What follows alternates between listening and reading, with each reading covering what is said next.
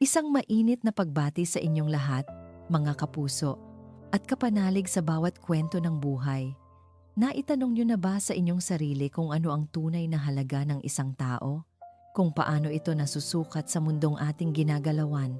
Sabi nila, ang halaga raw ay nasa kinang ng kayamanan, sa taas ng posisyon, o sa bigat ng pangalan. Pero paano kung ang pinakamahalagang yaman, ang isang pag-ibig na tapat at dalisay, ay matatagpuan lamang sa pagtalikod sa lahat ng ito? Halina't pakinggan natin ang unang kabanata ng kwentong susubok sa ating mga puso. Ang kwento ni Sinag at Dalisay. Ang matinis na tunog ng nababasag na kristal ang pumunit sa katahimikan ng gabi sa loob ng penthouse ni Sinag del Rosario. Kasunod nito ang malalim niyang paghinga, habang ang mamahaling red wine na nagkakahalaga ng sahod ng isang ordinaryong manggagawa sa loob ng isang taon ay dahan-dahang umagos sa puting pader, tila dugong sumisimbolo sa sakit na nararamdaman niya. Nakakuyom ang kanyang kamao, nanginginig sa pinaghalong galit at pagod. Sa sahig, sa ibabaw ng makintab na Italian marble, nakabukas ang isang mamahaling magasin. Sa pahina nito ay ang nakangiting mukha ng isang babae, isang mukhang minsan niyang sinamba, isang mukhang naging dahilan ng kanyang pinakamalaking kabiguan. Si Mahalina Corpus, nakasuot ng isang kumikinang na bestida, katabi ang bago nitong asawa, isang matandang dayuhang negosyante. Ang caption sa ilalim ng larawan, "Love is the best investment," isang mapaklang tawa ang kumawala sa lalamunan ni Sinag. Investment. Ganoon na lamang ang tingin ni Mahalina sa pag-ibig.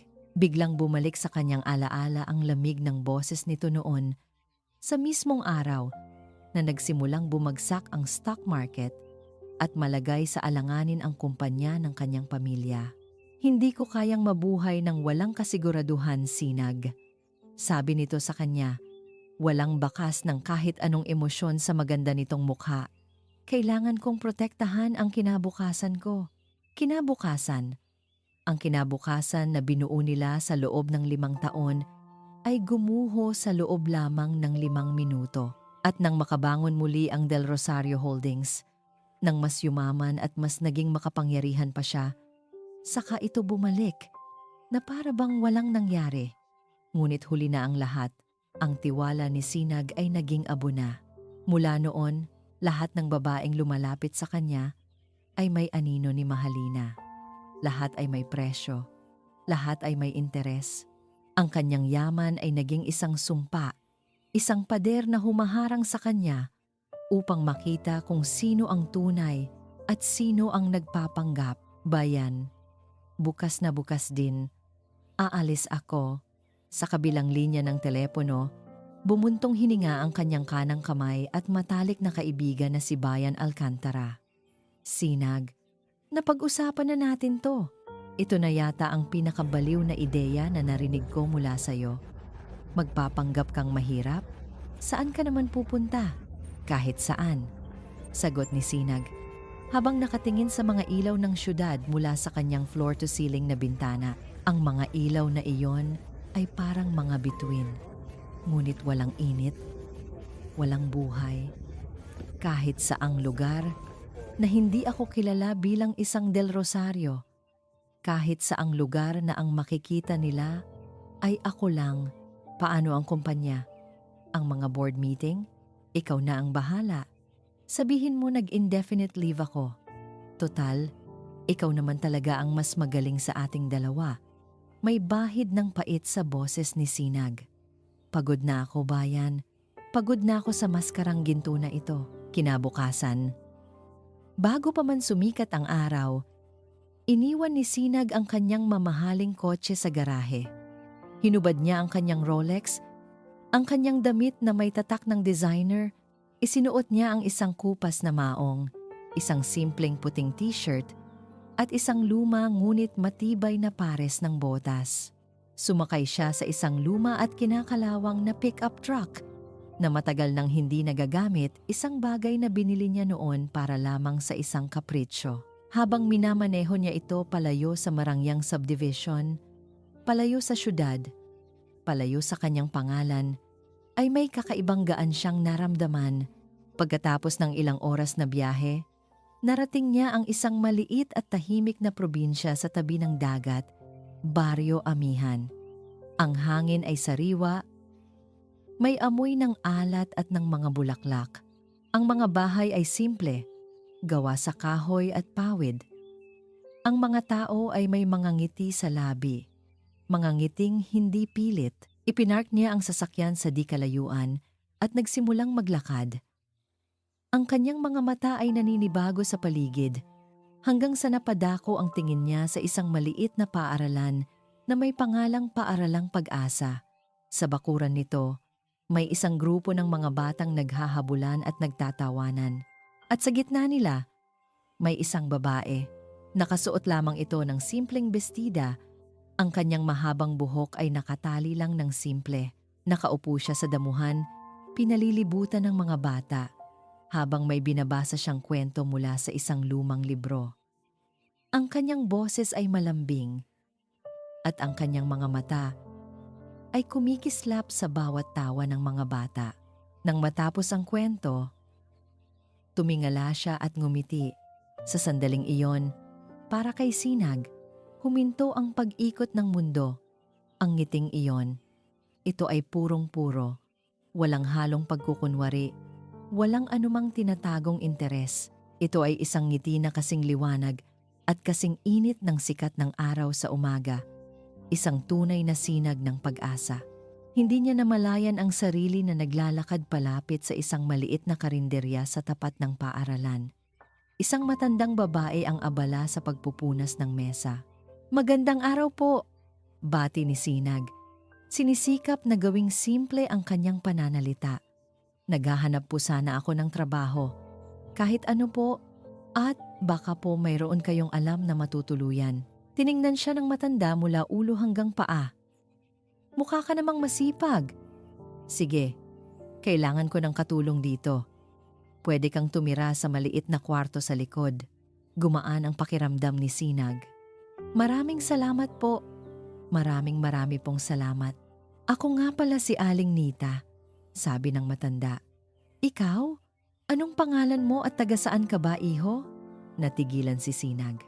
Ito na, ang unang hakbang sa kanyang bagong buhay. Ang unang kasinungalingan. Lumunok siya.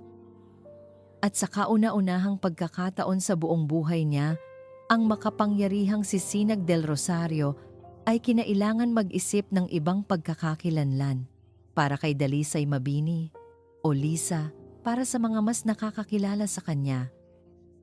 Gigising siya sa huni ng mga ibon, mag-aalaga sa kanyang inang may karamdaman, at pagkatapos ay maglalakad papunta sa Paaralang Pag-asa, ang kanyang pangalawang tahanan. Simple ang buhay, payapa, at puno ng maliliit na kaligayahan na natatagpuan niya sa mga ngiti ng kanyang mga estudyante. Ngunit sa mga nagdaang araw, may isang bago at hindi pamilyar na elemento ang nadagdag sa kanyang pang-araw-araw na tanawin. Isang lalaki, ang bagong katulong ni Aling Nita sa karinderya sa tapat ng paaralan. Aki, iyon daw ang pangalan niya. Isang lalaking tahimik, laging nakayuko na para bang may malalim na iniisip at bihirang magsalita. Ngunit ang mga mata nito, sa iilang pagkakataon na nagtatama ang kanilang mga paningin, ay may kakaibang bigat. Isang kalungkutan na hindi nababagay sa simpleng baryo nila. Mula sa bintana ng kanyang silid-aralan, madalas niyang natatanaw si Aki na abala sa pagbubuhat ng mga sako ng bigas o pag-aayos ng mga mesa at upuan. Kitang-kita sa bawat galaw nito ang lakas, ngunit mayroon ding kakaibang pagkailang na para bang hindi ito sanay sa ganoong uri ng trabaho. Hindi niya maiwasang maging mausisa. Sino siya? Saan siya nanggaling? Bakit ang isang binatang tulad niya ay napadpad sa kanilang munting baryo? Isang hapon, habang abala ang mga bata sa pagguhit, narinig ni Dalisay ang isang malakas na kalabog mula sa labas na sinundan ng iyak ng isang bata. Mabilis siyang napatayo at tumakbo palabas. Nakita niya si Marco, ang isa sa pinakamalikot niyang estudyante na nakaupo sa lupa at umiiyak habang hawak ang kanyang tuhod. May maliit na hiwa ito at dumudugo. Nahulog ito mula sa pag-akyat sa puno ng mangga. Marco! Diyos ko! Anong nangyari? Nag-aalalang tanong ni Dalisay habang papalapit. Bago pa man niya malapitan ang bata, isang anino ang mabilis na dumaan sa kanyang gilid, si Aki. Nagmamadali itong lumuhod sa tabi ni Marco. Ang mukha ay puno ng pag-aalala. Huwag kang umiyak, bata. Titingnan lang natin, sabi ni Aki sa isang boses na kalmado at puno ng awtoridad. Isang boses na hindi pa naririnig ni Dalisay mula rito. Mabilis ang mga kamay nito. Maingat niyang sinuri ang sugat at sa isang iglap, pinunit nito ang laylayan ng sarili nitong malinis na t-shirt at maingat na itinali sa tuhod ng bata upang mapigilan ang pagdurugo. Kailangan yan linisin at lagyan ng gamot para hindi maimpeksyon. Ang mga matatapang na bata, hindi umiiyak ng matagal. Namangha si Dalisay sa paraan ng paghawak ni Aki sa sitwasyon. Mayroon itong kumpiyansa at kaalaman na hindi niya inaasahan. Ang kanyang pag-aalala para kay Marco ay napalitan ng paghanga para sa lalaking nasa harap niya. Salamat, mahinang sabi ni Dalisay nang tumayo si Aki at tumulong na itayo ang bata. Maraming salamat sa iyo. Walang anuman, sagot ni Aki. At sa pagkakataong iyon tumingin ito ng diretso sa kanyang mga mata. Mas matagal kaysa sa dati. Sa mga sandaling iyon, nakita ni Dalisay ang lalim ng mga mata nito, isang pinaghalong lungkot, pagod, at isang bagay na hindi niya mapangalanan. Tila ba may isang buong mundo. Sa likod ng mga iyon, ibinalik ni Aki ang tingin sa bata. Sa susunod, mag-iingat ka ha? Tumango si Marco, hindi na umiiyak. Dinala ni Dalisay ang bata sa loob ng munting klinika ng paaralan upang linisin ng maayos ang sugat. Paglabas niya, wala na si Aki. Nakabalik na ito sa karinderya. Muling abala sa kanyang trabaho na para bang walang nangyari. Nang gabing iyon, hindi maalis sa isip ni Dalisay ang nangyari. Ang bilis ng reaksyon ni Aki, ang paraan ng pagsasalita nito, ang kakaibang tingin sa mga mata nito. Lahat ay nag-iwan ng marka sa kanyang isipan. Kinuha niya ang kanyang lumang kwaderno na nagsisilbing kanyang tala-arawan. Sa ilalim ng petsa, nagsimula siyang magsulat. May isang bagong dating sa ating baryo. Ang pangalan niya ay Aki. Tahimik siya. At malungkot ang kanyang mga mata. Ngunit sa likod ng kalungkutang iyon, sa tingin ko ay may isang mabuting puso. Kanina, tinulungan niya si Marco. May kakaiba sa kanya, isang lalaking puno ng hiwaga. Isinara niya ang tala-arawan at napangiti. Kinabukasan, pagkatapos ng klase, naghanda si Dalisay ng isang maliit na lalagyan ng adobo na niluto niya para sa kanyang ina. Ngunit sa halip na dumiretso pa uwi, huminga siya ng malalim at naglakad patawid sa kalsada patungo sa karinderya. Naabutan niya si Aki na nag-iisa, nagpupunas ng mga mesa.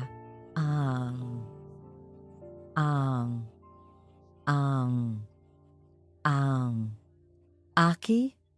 Tawag niya. Medyo nahihiya.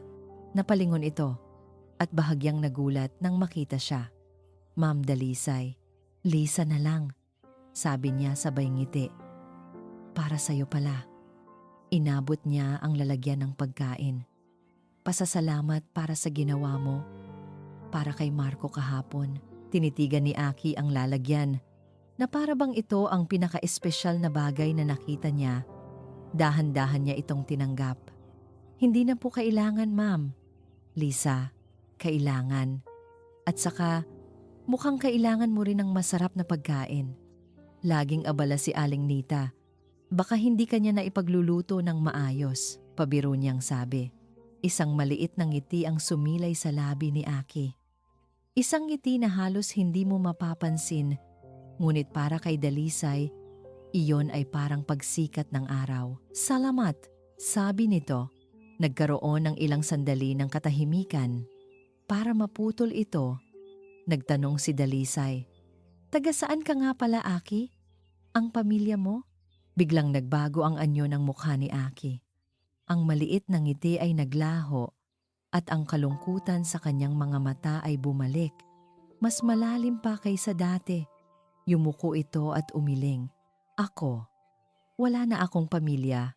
Ang simpleng sagot na iyon, na sinabi sa isang boses na halos pabulong, ay tumagos sa puso ni Dalisay. Ang lahat ng kanyang pag-uusisa ay napalitan ng habag. Ang lalaking ito na tumulong sa kanyang estudyante na may mabuting puso ay nag-iisa pala sa mundo. Pasensya na, sabi niya. Puno ng pagsisisi sa kanyang tanong, umiling lang si Aki. Ayos lang, hindi na muling nagsalita si Dalisay. Tumango na lamang siya at tumalikod para umuwi. Ngunit habang naglalakad siya palayo, nararamdaman niya ang mga mata ni Aki na nakasunod sa kanya at sa puso niya, may isang bagong damdamin ang nagsisimulang umusbong. Isang pagnanais na alisin ang lungkot sa mga mata ng mahiwagang lalaking iyon. Ang mga sumunod na linggo ay naging isang panibagong yugto sa buhay ni Sinag. Sa kauna-unahang pagkakataon, naranasan niyang mabuhay nang hindi nakadepende sa kanyang apelyido o sa laman ng kanyang bank account. Ang kanyang mga araw ay napupuno ng pisikal na pagod pagbubuhat, paglilinis, pagtulong sa kung saan-saan, ngunit ang kanyang gabi ay puno ng isang kapayapaan na hindi niya kailanman naramdaman sa kanyang penthouse. Ang pinakamalaking bahagi ng kapayapaang iyon ay si Dalisay. Naging bahagi na ng kanilang rutina ang pag-uusap. Pagkatapos ng klase, madalas na tumatawid si Dalisay para magdala ng merienda para kay Aki. Umupo sila sa isa sa mga mesa sa labas ng karinderya. Nagkukwentuhan tungkol sa mga simpleng bagay, ang kakulitan ng mga bata, ang paparating na pista sa baryo, ang paborito nilang pagkain. Sa bawat kwento ni Dalisay, mas lalong nahuhulog ang loob ni Sinag. Hinahangaan niya ang dedikasyon nito sa pagtuturo, ang pagmamahal nito sa kanyang komunidad, at ang walang kapantay na kabutihan ng puso nito. Sa mundo ni Sinag na puno ng mga taong mapanlamang, si Dalisay ay isang hininga ng sariwang hangin. Isang hapon, nakita niyang nag-iisa si Dalisay sa bakuran ng paaralan. Balisang nakatingin sa bubong ng isang silid-aralan. May ilang yero na natanggal dahil sa malakas na ulan noong nakaraang gabi. Kailangan yan maayos bago dumating ang susunod na ulan, sabi ni Sinag habang lumalapit. Napalingon si Dalisay. May pag-aalala sa mukha. Oo nga eh. Pero wala kaming sapat na pondo para magpatawag ng karpintero. Ang mga magulang dito, sapat lang din ang kita para sa pamilya nila. Ako na. Walang pag-aalinlangang sabi ni Sinag. Ha? Marunong ka? Medyo. Pagsisinungaling niya. Ang totoo, wala siyang alam. Pero alam niyang kaya niyang humanap ng paraan. Nang gabing iyon, palihim siyang tumawag kay Bayan. Kailangan ko ng step-by-step instructions kung paano mag-ayos ng bubong na yero. I-email mo sa akin ang mga video tutorials, yung pinakasimple. Sa kabilang linya, narinig niya ang pagbuntong hininga ni Bayan. Mula sa pagpapatakbo ng multi-billion-dollar company, ngayon ay nag-aaral ka ng maging karpintero. Sinag, hanggang kailan mo ba balak ituloy yan? Hanggat kailangan. Simpleng sagot ni Sinag bago ibaba ang tawag. Kinabukasan, armado ng mga gamit na hiniram niya sa kapitan ng baryo at ng kaalamang nakuha niya sa panonood ng mga video buong gabi, sinimulan ni Sinag ang pag-aayos. Kasama niya ang ilang mga ama mula sa baryo. Si Dalisay naman ay naroon, nag-aabot ng tubig at pagkain, at ang mga mata nito ay hindi nawawala sa kanya sa bawat pako na kanyang ibinabaon, sa bawat yero na kanyang ikinakabit. Nararamdaman niya ang titig nito, Isang titig na puno ng pasasalamat at paghanga. Nang matapos ang araw, pagod na pagod si Sinag. May mga galos ang kanyang kamay at masakit ang kanyang buong katawan. Ngunit nang makita niya ang ngiti sa labi ni Dalisay habang nakatingin sa maayos na bubong, nawala lahat ng kanyang pagod. "Salamat, Aki," sabi ni Dalisay. Ang boses ay malambing. "Hindi ko alam kung paano kita pasasalamatan. Ang makita kang nakangiti, sapat na yon," sagot ni Sinag. At sa pagkakataong iyon, hindi niya napigilan ang sarili. Inabot niya ang kamay nito. Naglakad sila papunta sa dalampasigan, kung saan ang papalubog na araw ay nagpipinta ng kulay kahel at lila sa kalangitan. Umupo sila sa buhangin, pinapanood ang mga alon. "Alam mo, Aki," pagsisimula ni Dalisay, "minsan naiisip ko, ang mga mayayaman sa syudad, masaya kaya sila talaga?" Para siyang sinaksak sa tanong na iyon. "Bakit mo na itanong?" "Naalala ko lang ang tatay ko," malungkot na sabi ni Dalisay. "Mayaman kami dati. May malaki kaming bahay, magandang sasakyan, pero hindi ko maalalang nakita siyang masaya. Lagi siyang abala, laging stressed, at nang bumagsak ang negosyo niya, iniwan niya kami. Iniwan niya kami ni nanay nang walang-wala." Humigpit ang hawak ni Dalisay sa buhangin. "Mula noon, nagkaroon ako ng takot sa malaking pera. Para kasing binabago nito ang tao. Nagiging sanhi ito ng kasinungalingan. Kaya mas gusto ko na dito. Simple lang. Totoo ang lahat." Bawat salita ni Dalisay ay parang mga karayom na tumutusok sa konsensya ni Sinag. Ang babaeng nasa tabi niya, ang babaeng nagsisimula ng mahalin niya, ay may galit sa uri ng buhay na tinalikuran niya at sa kasinungalingang kasalukuyan niyang ginagawa. Gusto niyang umamin. Gusto niyang sabihin, "Lisa, hindi ako si Aki.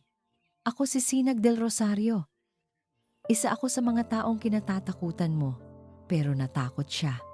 Natakot siyang sa isang iglap. Ang paghangang nakikita niya sa mga mata nito ay mapalitan ng galit at pandidiri. Natakot siyang mawala ito sa kanya. Kaya nanahimik siya. Habang papalalim ang gabi, ang hangin ay lumamig. Dahan-dahan, sa hindi maipaliwanag na dahilan, iginilid ni Dalisay ang ulo nito at isinandal sa kanyang balikat. Nanigas si Sinag sa una, ngunit pagkatapos ay isang kakaibang init ang gumapang sa buong katawan niya. Dahan-dahan niyang inangat ang kanyang kamay at hinaplos ang buhok nito. Naramdaman niya ang bahagyang paggalaw nito, isang senyales ng kaginhawaan. "Sana laging ganito na lang," bulong ni Dalisay, na halos hindi marinig sa ugong ng alon. Sa ilalim ng mga bituin, dahan-dahang inilapit ni Sinag ang kanyang mukha sa mukha ni Dalisay. Nakapikit ito, ang labi ay bahagyang nakaawang. 1 pulgada na lang ang pagitan nila. Hahalikan na sana niya ito, ngunit bigla niyang nakita ang mukha ni Mahalina sa kanyang isipan. Ang kasinungalingan, ang sakit, hindi. Hindi niya kayang gawin ito kay Dalisay. Hindi niya kayang simulan ang isang bagay na kasing Dalisay nito sa isang halik na batay sa panloloko. Bigla siyang lumayo, dahilan para magmulat ng mata si Dalisay na may halong pagtataka. "Pasensya na," sabi lang ni Sinag. Tumayo at pinagpaga ng pantalon. "Gabi na. Kailangan mo nang umuwi." Naiwan si Dalisay na nakaupo, litong-lito. Ngunit bago pa siya makapagsalita, muli itong lumapit. Hinawakan ni Sinag ang kanyang kamay at tinulungang tumayo. "Liza," sabi ni Sinag, ang boses ay seryoso. "Salamat." Hindi na nagtanong si Dalisay. Ngunit sa paghawak ni Aki sa kanyang kamay, may naramdaman siyang kakaiba. Isang pangako, isang koneksyon. Ngumiti siya. "Walang anuman, Aki," sagot niya. At hinigpitan ang hawak sa kamay nito. "Ang pinakamahalaga sa akin ay ang katapatan ng isang tao. At sa'yo, ramdam na ramdam ko yon. Sa'yo, walang bahid ng anumang pagkukunwari." Ang mga salitang iyon, na dapat sana ay maging musika sa kanyang pandinig, ay naging isang sumbat sa puso ni Sinag. Habang magkahawak kamay silang naglalakad pabalik sa kabahayan, alam niyang mas lalo lang siyang nalulubog sa kumunoy na siya mismo ang gumawa. Ang kapayapaan sa Baryo Amihan ay kasing rupok pala ng isang babasaging salamin.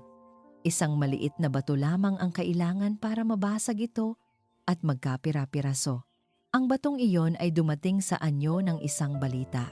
Isang umaga, ipinatawag ni Kapitan Romy, ang pinuno ng baryo, ang lahat para sa isang kagyat na pulong sa plaza. Ang karaniwang masayang tsismisa ng mga taga-baryo ay napalitan ng mga bulungan na puno ng pag-aalala. Si Dalisay, na nakatayo kasama ng iba pang mga guro mula sa paaralang Pag-asa, ay nakaramdam ng kaba. Mga kababaryo. Simula ni Kapitan Romy, ang boses ay mabigat. Nakatanggap ako ng sulat mula sa munisipyo. May isang malaking korporasyon mula sa Maynila, ang Del Rosario Holdings, na naghain ng interes na bilhin ang malaking bahagi ng lupa dito sa ating baryo.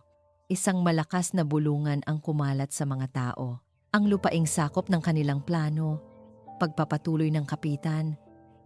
At sa puntong iyon, tumingin siya ng diretso kay Dalisay, ay kasama ang mismong kinatatayuan ng ating paaralang Pag-asa.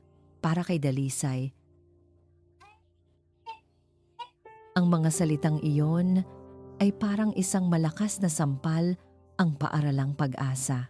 Ang munting eskwelahan na itinaguyod ng kanyang mga lolo't lola, ang lugar kung saan niya inilaan ang kanyang buhay, ay nanganganib na mawala. Ano raw po ang gagawin nila?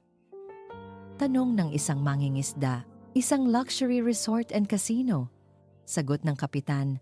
At ang salitang casino ay nagdulot ng mas malakas na takot sa mga tao. Nangangako sila ng trabaho. Pero alam naman nating lahat kung ano ang kapalit niyan. Mawawala ang ating simpleng pamumuhay. Mawawala ang ating pagkakakilanlan. Pagkatapos ng pulong, ang buong baryo ay nabalot ng lungkot at pangamba. Niyakap ni Dalisay ang kanyang mga kapwa-guro. Hindi tayo papayag. Lalaban tayo, sabi niya. Sinusubukang maging matatag para sa lahat. Kahit na sa loob-loob niya ay gusto na niyang maiyak.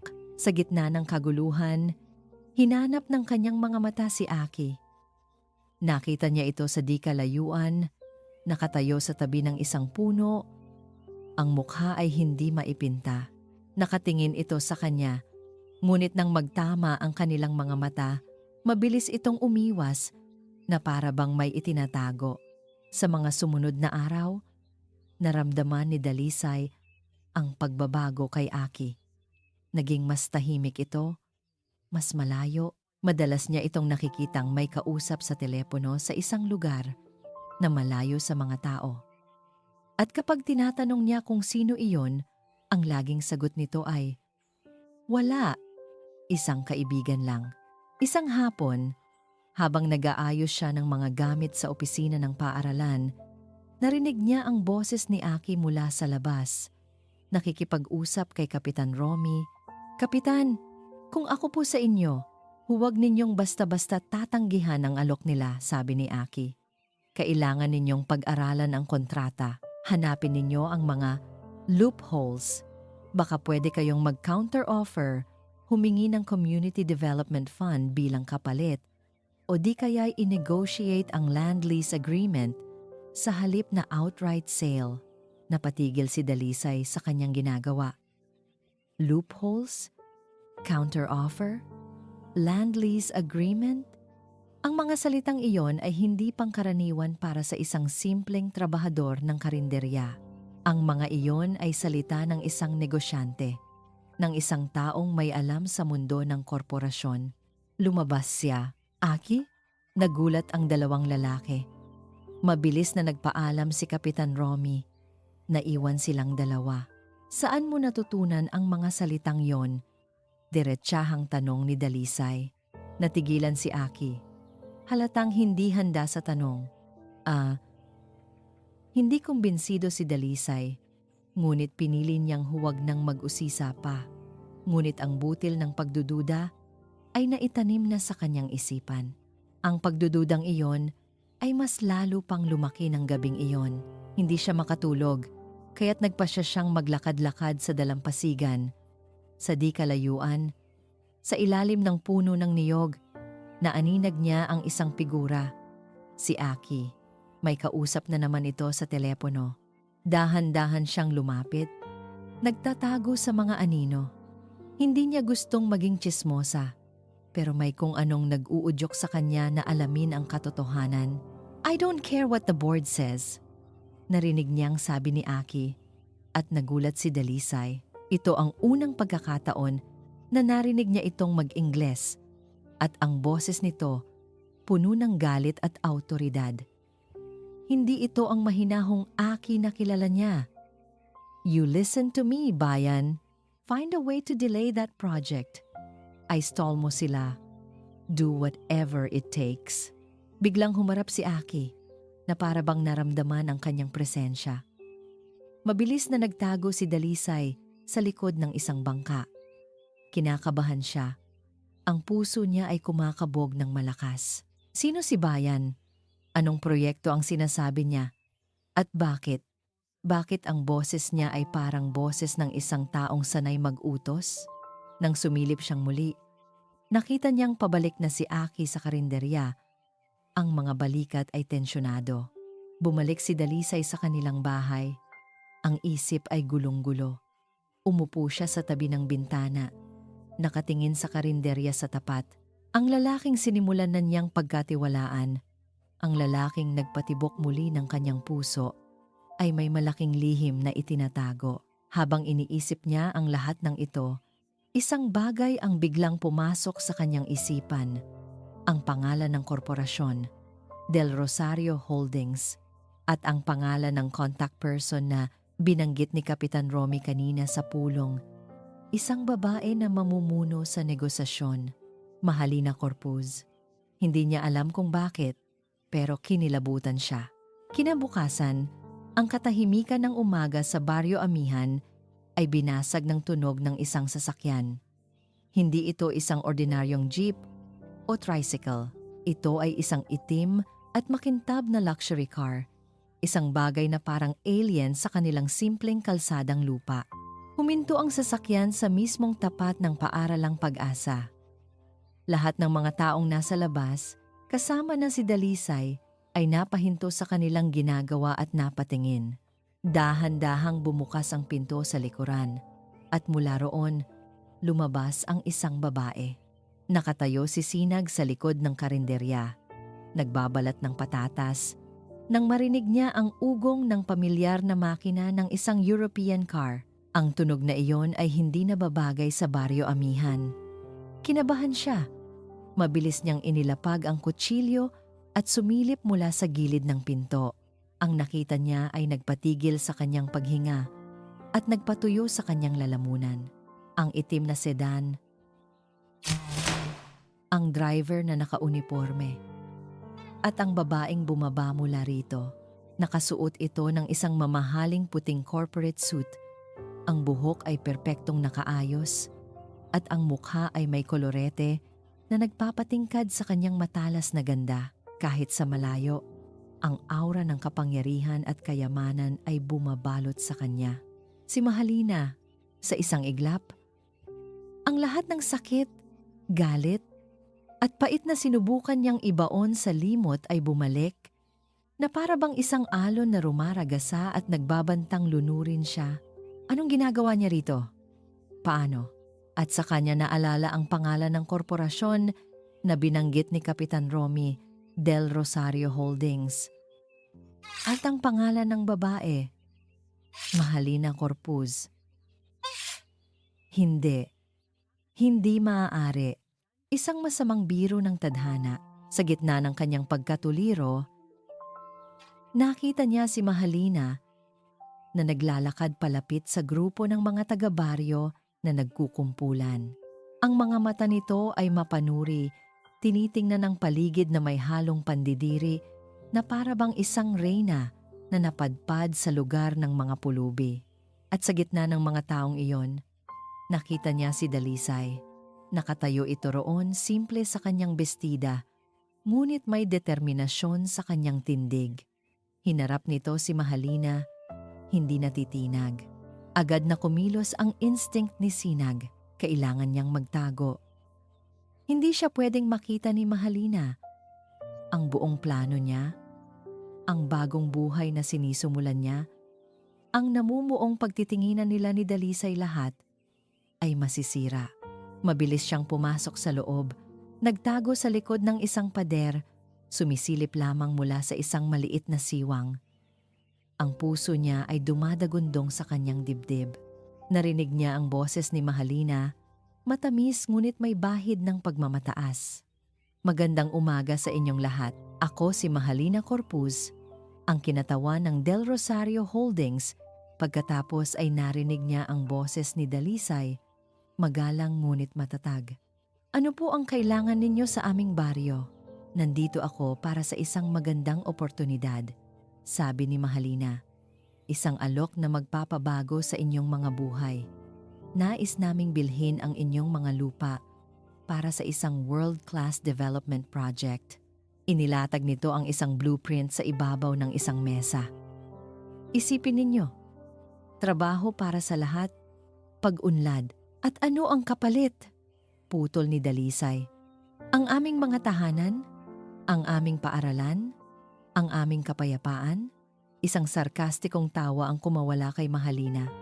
Miss, Dalisay Mabini po. Isa po akong guro dito sa Paaralang Pag-asa. Well, Miss Mabini, sabi ni Mahalina. May diin sa bawat salita, ang kapayapaan ay hindi nakakain. Ang sentimiento ay hindi nakakapagpaaral ng mga anak. Nag-aalok kami ng progreso, pera. Isang bagay na sa tingin ko ay lubos ninyong kailangan dito. Nasaktan si Sinag sa paraan ng pagsasalita ni Mahalina kay Dalisay. Nakita niya ang pagpipigil sa mukha ni Dalisay, ang panginginig ng mga kamay nito sa galit. Ngunit nanatili itong kalmado. Maraming salamat po sa inyong alok, Miss Corpuz. Sagot ni Dalisay. Ngunit ang aming baryo ay hindi po ibinebenta. Mula sa kanyang pinagtataguan, isang ngiti ng paghanga ang sumilay sa labi ni Sinag. Iyan si Dalisay. Matapang, may paninindigan, ngunit ang ngiting iyon ay agad na naglaho. Nang magsimulang maglakad-lakad si Mahalina, tinitingnan ang paligid. Ang mga mata nito ay gumagala, sinusuri ang bawat sulok ng baryo at ang direksyon ng kanyang paglalakad ay papalapit sa karinderya, papalapit sa kanyang pinagtataguan. Nataranta si Sinag. Wala siyang mapuntahan. Kung lalabas siya sa likod, makikita siya ng driver. Kung mananatili siya, tiyak na makikita siya ni Mahalina. Mukhang mainit dito, sabi ni Mahalina sa isa sa kanyang mga kasama. Mayroon bang mabibilhan ng malamig na inumin? At nagsimula itong maglakad papasok sa karinderya ni Aling Nita. Napapikit si Sinag. Ito na, katapusan na. Narinig niya ang mga hakbang papalapit. Inihanda niya ang kanyang sarili, ngunit bago pa man makapasok si Mahalina, hinarang siya ni Aling Nita. Pasensya na ma'am, sarado ho kami ngayon. Naglilinis. Ano? Inis na sabi ni Mahalina. Hindi ba kayo nakakaintindi? Gusto kong bumili. Sarado ang gaho. Pagmamatigas ni Aling Nita, bumuntong hininga si Mahalina. Halatang naiirita at tumalikod. Nakahinga ng maluwag si Sinag. Ngunit ang kanyang kaluwagan ay panandalian lamang. Habang paalis, ang mga mata ni Mahalina ay muling gumala. At sa pagkakataong iyon, nagtama ang kanilang mga paningin sa maliit na siwang kung saan siya sumisilip. 1 segundo, 2 segundo, natigilan si Mahalina. Kumunot ang noo nito. Dahan-dahan itong humakbang pabalik. Ang mga mata ay naniningkit. Sinusubukang aninagin kung sino ang nasa loob ng madilim na karinderya. Mabilis na umatras si Sinag. Itinago ang sarili sa likod ng isang estante. Narinig niya ang boses nito sa labas. Nagtatanong kay Aling Nita, sino yung lalaki sa loob? Wala. Mabilis na sagot ni Aling Nita, pamangkin ko. Bagong dating. Ganoon ba? Sabi ni Mahalina. Ang boses ay puno pa rin ng pag-aalinlangan. Naglakad ito palapit sa pinto. Sinusubukang sumilip. Sumandal si Sinag sa pader. Pinipigilan ang kanyang paghinga. Ang bawat tibok ng kanyang puso ay parang isang malakas na tambol. Maya-maya, narinig niya ang boses ng isa sa mga kasama ni Mahalina. Ma'am, we need to go. May meeting pa po kayo. Narinig ni Sinag ang pagbuntong hininga nito. Fine. Narinig niya ang mga yabag na papalayo, ang pagsara ng pinto ng sasakyan, at ang unti-unting paghina ng ugong ng makina. Nang tuluyan ng tumahimik, napasandal si Sinag sa pader at napaupo sa sahig, nanginginig. Muntik na. Lumapit si Aling Nita. Hay, iho. Sino ba yung babaeng yun? Mukhang may atraso ka ah. Hindi sumagot si Sinag. Tumayo siya at muling sumilip sa labas. Nakita niya si Dalisay na kausap pa rin ang mga taga-baryo. Pinapakalma ang mga ito. Ngunit ang kanyang atensyon ay na kay Mahalina. Kahit paalis na ang sasakyan, nakita niya itong nakatingin sa labas ng bintana. Ang noo ay nakakunot pa rin. Pabalik-balik ang tingin sa karinderya. Alam ni Sinag na hindi pa tapos ang lahat. Ang pagdududa ay naitanim na. At si Mahalina, kapag may gusto itong alamin, hindi ito tumitigil hanggat hindi niya nakukuha ang sagot. Ang anino ng kanyang nakaraan ay hindi lang bumalik. Narito na ito, sa mismong paraisong sinubukan niyang itayo at nagbabantang sirain ang lahat. Gabi, ang buong baryo Amihan ay nababalot sa isang mabigat na katahimikan. Isang katahimikang dala ng takot at kawalang katiyakan. Ngunit para kay Sinag, ang katahimikan sa labas ay kabaligtaran ng ingay sa loob ng kanyang isipan. Hindi siya mapakali. Ang imahe ni Mahalina, ang banta sa paaralang pag-asa, at ang muntik ng pagkakabunyag sa kanya ay paulit-ulit na naglalaro sa kanyang isip. Kailangan niyang malaman kung ano ang nangyayari. Gamit ang isang lumang prepaid phone na binili niya para sa mga emergency, tinawagan niya si Bayan. Sinadya niyang maglakad papunta sa pinakadulo ng dalampasigan kung saan sigurado siyang walang makakarinig. Bayan. Sabi niya nang sagutin nito ang tawag. Ang boses niya ay nagmamadali. Mahalina is here. Siya ang representative ng Del Rosario Holdings. Anong nangyayari? Bakit siya? At bakit ang kumpanya natin ang sumusugod sa isang maliit na baryo? Sa kabilang linya, narinig ni Sinag ang isang malalim na pagbuntong hininga mula kay Bayan. Sinag, I was about to call you. May masamang balita ako. Anong masamang balita? Mas masama pa ba sa pagharap sa multo ng nakaraan ko habang nagpapanggap akong mahirap? Sarkastikong sagot ni Sinag. Mas masama pa. Seryosong sabi ni Bayan. Sinag, ang proyektong yan, ang resort and casino sa Baryo Amihan, ay matagal ng plano ng board. Sinamantala nila ang pag-alis mo para aprubahan ito ng walang pagtutol mula sa'yo. Nanlamig ang buong katawan ni Sinag. Ano? Paanong nangyari yun? Ako ang CEO, pero hindi ikaw ang may-ari ng buong kumpanya. They outvoted you. Ang tingin nila sa'yo ay isang sentimental na batang nawawala sa sarili. They saw your leave as an opportunity. At si Mahalina, she pitched the project herself. Ginamit niya ang koneksyon ng bago niyang asawa para makakuha ng foreign investors. The board was impressed. Ibinigay nila sa kanya ang pamamahala ng acquisition. Napahawak si Sinag sa kanyang ulo. Ang mundo niya ay parang umikot.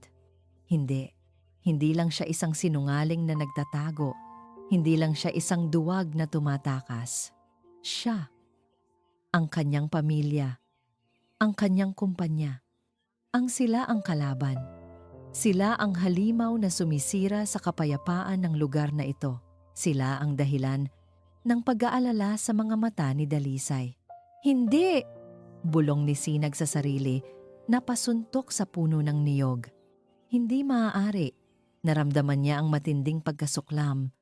Pagkasuklam sa board of directors, pagkasuklam kay Mahalina, at higit sa lahat, pagkasuklam sa sarili niya. Ang kanyang pagtakas, ang kanyang paghahanap sa katotohanan ay naging sanhi pa ng kapahamakan ng mga taong pinahahalagahan niya. Bayan, pigilan mo yan. Utos niya. Ang boses ay nanginginig sa galit. Gawin mo ang lahat. I-delay mo. Maghanap ka ng butas. Anything. I'm trying, Sinag. But Mahalina is smart. She's ruthless. At nasa kanya ang buong suporta ng board. Sagot ni Bayan, ang boses ay puno ng pag-aalala. May isa pa. Tumawag sa akin ang HR kanina. May nag-request ng access sa mga lumang employee files. Specifically, yung mga litrato mula sa mga company events 5 years ago. Natigilan si Sinag. Sino? Ang pangalang ibinigay ay Mahalina Corpuz. Isang malamig na takot ang gumapang sa likod ni Sinag. Naalala niya ang tingin ni Mahalina kanina. Ang pagdududa. Kinukumpirma nito ang kanyang hinala. Hinihila na nito ang tali. Samantala, sa bahay nila, hindi rin makatulog si Dalisay. Ang imahe ng mayabang na si Mahalina. At ang mga salitang binitawan nito ay naglalaro sa kanyang isip. Ngunit higit pa roon, ang misteryo sa likod ni Aki ang bumabagabag sa kanya. Kinuha niya ang kanyang telepono at sa isang kapritso, nag-search online. Del Rosario Holdings, CEO. Ang mga resulta ay lumabas agad. Mga artikulo, mga larawan, at sa unang litrato pa lang, napasinghap siya. Isang lalaking nakasuot ng mamahaling suit, nakatayo sa harap ng isang nagtataasang gusali. Ang mukha, ang mga mata. Mas bata ng ilang taon, walang balbas at bigote, pero walang duda, si Aki. Ang pangalan sa ilalim ng litrato, Sinag del Rosario. Sunod-sunod niyang tiningnan ang mga larawan. Si Sinag. Kasama ang mga politiko, si Sinag sa mga charity ball. At isang larawan ni Sinag na nakaakbay sa isang pamilyar na babae, parehong nakangiti sa kamera, si Mahalina Corpuz. Ang caption, Power Couple, Sinag del Rosario and Mahalina Corpuz grace the Del Rosario Holdings Anniversary Ball. Nabitawan ni Dalisay ang kanyang telepono. Para siyang binuhusan ng isang baldeng nagyayelong tubig. Lahat ay nag-ugnay-ugnay sa kanyang isipan.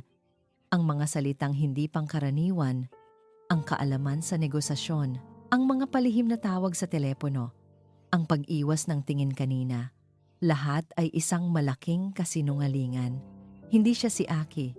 Siya si Sinag del Rosario, ang may-ari, ang kalaban, at ang babaeng gustong sumira sa kanilang baryo, ang dating kasintahan niya. Ang sakit ay biglang sumabog sa kanyang dibdib. Isang sakit na mas matindi pa kaysa sa naramdaman niya noong iwan sila ng kanyang ama. Dahil sa pagkakataong ito, hindi lang siya niloko. Pinaglaruan ang kanyang puso. Pinagkatiwalaan niya. Ang isang taong ang buong pagkatao ay isang maskara. Sa dalampasigan, biglang tumunog ulit ang telepono ni Sinag. Si Bayan. Sinag, sabi ni Bayan. Ang boses ay nagmamadali at puno ng panik. She knows. Tumawag siya sa akin. Nagtanong tungkol sa isang Aki na kamukha mo. I tried to deny it. But she laughed. Sinabi niyang alam na niya. Sinag, she knows you're there. Bago pa man makasagot si Sinag, naputol ang tawag. Tumingala siya.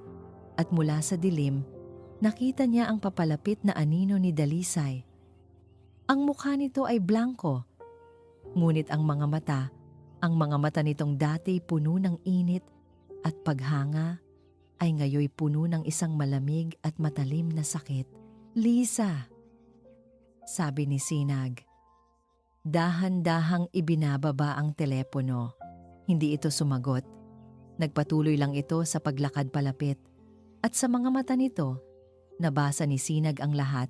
Alam na rin niya, ang kanyang dalawang mundo ay tuluyan ng nagbanggaan at siya ay nasa gitna ng nagbabagang pagkawasak. Kinabukasan, ang hangin sa Baryo Amihan ay mas mabigat kaysa dati. Ang balita tungkol sa pagkakabunyag ng tunay na pagkatao ni Aki ay hindi na kumalat, ito ay sumabog. Ang mga taong dating ngumingiti sa kanya ay ngayoy tinitingnan siya na may pinaghalong galit, pagkadismaya at pagtataka. Siya na si Aki, ang masipag na katulong, ay biglang naging si Sinag del Rosario, ang kaaway. Ngunit para kay Sinag, ang mga tingin na iyon ay balewala kumpara sa isang bagay na mas tumutusok sa kanyang puso, ang katahimikan ni Dalisay. Hindi siya nito kinibo mula pa noong nagharap sila sa dalampasigan. Walang sigaw, walang sumbat, walang luha. Isang blankong tingin lamang. Isang tingin na mas masakit pa kaysa sa anumang sampal. Ngunit alam niyang hindi magtatagal ang katahimikang iyon. Dahil ng umagang iyon, muling dumating ang itim na sasakyan. At sa pagkakataong ito, si Mahalina ay hindi na nag-iisa. Kasama niya ang ilang mga abogado at surveyor, handa para sa isang final community consultation. Ang totoo, hindi ito konsultasyon. Isa itong deklarasyon ng digmaan. Mabilis na nagkumpulan ang mga taga-baryo sa plaza. Lahat ay naroon, handang ipaglaban ang kanilang mga tahanan. Si Dalisay ay nasa harapan, katabi si Kapitan Romy. Ang mukha ay matatag, kahit na bakas dito ang puyat at sakit. Dumating si Sinag, tumabi siya sa likuran.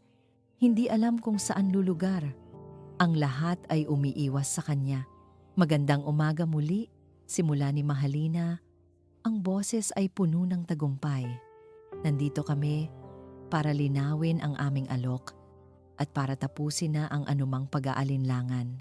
Wala kaming pag-aalinlangan, Miss Corpus, matapang na sagot ni Dalisay. Ang sagot namin ay hindi. Hindi namin ipagbibili ang aming lupa. Isang mapanuyang ngiti ang gumuhit sa labi ni Mahalina. Talaga? Kahit na ang isa sa inyo ay matagal na palang kumakampi sa amin? Tumingin siya sa direksyon ni Sinag. Hindi ba, Aki? O dapat ko bang sabihing, Sinag? Lahat ng mata ay muling napunta kay Sinag. Ang bulungan ay naging mas malakas. "Huwag mo siyang isali dito!" sigaw ni Dalisay. Sa unang pagkakataon ay nagpakita ng emosyon. Bakit hindi? Tanong ni Mahalina, na parang nagagalak sa eksena. Siya ang sentro ng lahat ng ito. "Tingnan ninyo siya," sabi ni Mahalina. "Sa mga taga-baryo, ang lalaking nagkunwaring isa sa inyo, ang lalaking nagkukunwaring simpleng manggagawa. Akala ninyo kaibigan, akala ninyo kakampi." Lumakad si Mahalina palapit sa isang puting telon na inihanda ng kanyang mga tauhan. "Pero hayaan ninyong ipakita ko sa inyo kung sino talaga siya." Sa isang senyas, isang projector ang umilaw. Ang unang lumabas ay isang larawan ni Sinag na nakangiti sa isang business conference. Nakalagay sa ilalim ang pangalan, Sinag A. del Rosario, CEO, Del Rosario Holdings. Sunod-sunod na lumabas ang mga litrato. Si Sinag sa kanyang penthouse. Si Sinag sa kanyang mamahaling sasakyan. Si Sinag na kasama ang mga maimpluwensyang tao. At ang huling larawan. Ang larawang tumapos sa lahat. Ang larawan nila ni Mahalina noong sila pa masayang magkayakap sa isang party. Ang mundo ay nasa kanilang mga palad. "Ito," sabi ni Mahalina. Itinuturo ang larawan. "Ang lalaking pinagkakatiwalaan ninyo. Ang aking dating kasintahan. Ang tagapagmana ng korporasyong gustong kumuha sa inyong mga lupa. At sa tingin ninyo, Nagkataon lang na napadpad siya rito? Na nagkataon lang na nakuha niya ang loob ninyo? Lalo na ang loob ng pinakamatigas na tumututol sa proyekto? Tumingin siya ng diretso kay Dalisay. Gising, Miss Mabini. Ginamit ka lang niya. Isa kang espiya, hindi ba, Sinag? Hindi totoo yan, sigaw ni Sinag. Sa wakas ay nakapagsalita. Ngunit huli na, ang lason ay naikalat na. Ang mga taga-baryo ay tumingin sa kanya na may galit. Ang mga salita ni Mahalina, kahit nakasinungalingan, ay may bahid ng katotohanang hindi nila matatanggap na niloko sila. Ngunit ang pinakamasakit na reaksyon ay mula kay Dalisay. Dahan-dahan itong lumingon sa kanya. Isang apoy na dala ng matinding sakit, ng pagkakanulo, ng pagkasira ng lahat ng pinaniwalaan niya. Para siyang nakakita ng multo. Ang multo ng kanyang ama. Ang multo ng lahat ng kasinungalingan na sumira sa kanyang pamilya noon. Lahat ng sakit na iyon ay naipon sa isang kilos. Lumakad siya palapit kay Sinag. Ang bawat hakbang niya ay mabigat. Huminto siya sa mismong harapan nito. Ang lahat ay natahimik, nag-aabang. Lahat ba ng ito?